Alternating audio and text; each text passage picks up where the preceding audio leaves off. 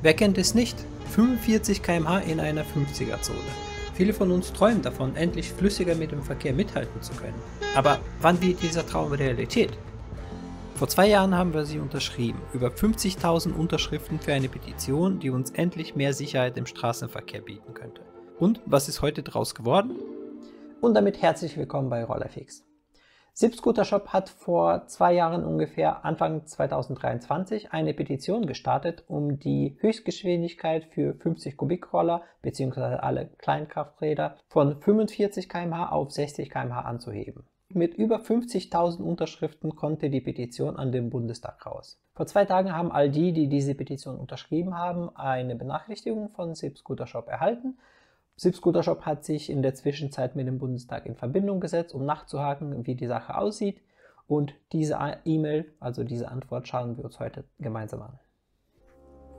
Es gab auch zwischendurch schon Updates, wie zum Beispiel am 1.12.2023. Da hat der Bundestag geantwortet, dass sie sich intensiv mit dem Anliegen befassen. Das heißt, wir wurden einfach hingehalten.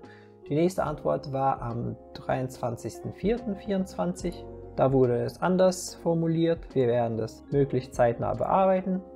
Und heute, beziehungsweise vor 2 Tagen, die nächste Antwort. Wir haben mal wieder per E-Mail beim Petitionsausschuss nachgehakt und wir werden weiter hingehalten.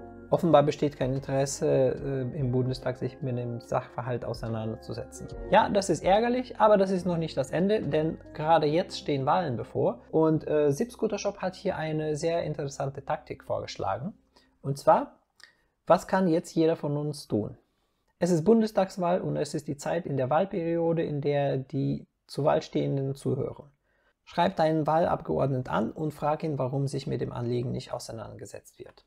Und das ist eine gute Idee. Hier gibt es direkt einen Link, den packe ich auch unten in die Videobeschreibung, um den Wahlabgeordneten herauszufinden. Das geht eigentlich ganz einfach. Man geht auf den Link und gibt hier sein Bundesland ein und den Wahlkreis, bzw. finden das mit der Postleitzahl heraus. Und die Abgeordneten werden hier direkt angezeigt. Bei mir ist es die Frau Sabine Poschmann. Und wenn man die Ansprechperson herausgefunden hat, öffnet sich so ein Fenster, wo man diese Person kontaktieren kann, eine Nachricht hinterlassen kann, bzw. seine Anfrage, persönliche Daten ausfüllen und abschicken kann. Wie so eine Anfrage aussehen kann, schreibe ich auch unten in die Videobeschreibung. Natürlich kann jeder sie selbst formulieren, aber so ein Beispiel ungefähr seht ihr unten unter dem Video.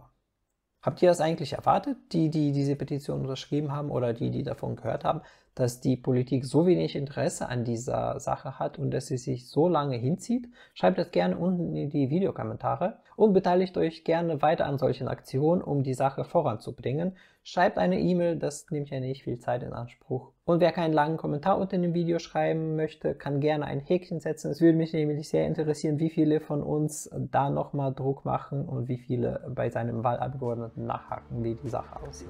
Ich hoffe, das Video hat euch gefallen. Wenn das so ist, würde ich mich über einen Daumen nach oben freuen. Ihr könnt selbstverständlich den Kanal abonnieren, um weitere Updates zu diesem Thema oder zu anderen Themen oder aber auch Videos über Rollerreparaturen nicht mehr zu verpassen. In diesem Sinne, tschüss und gute Fahrt.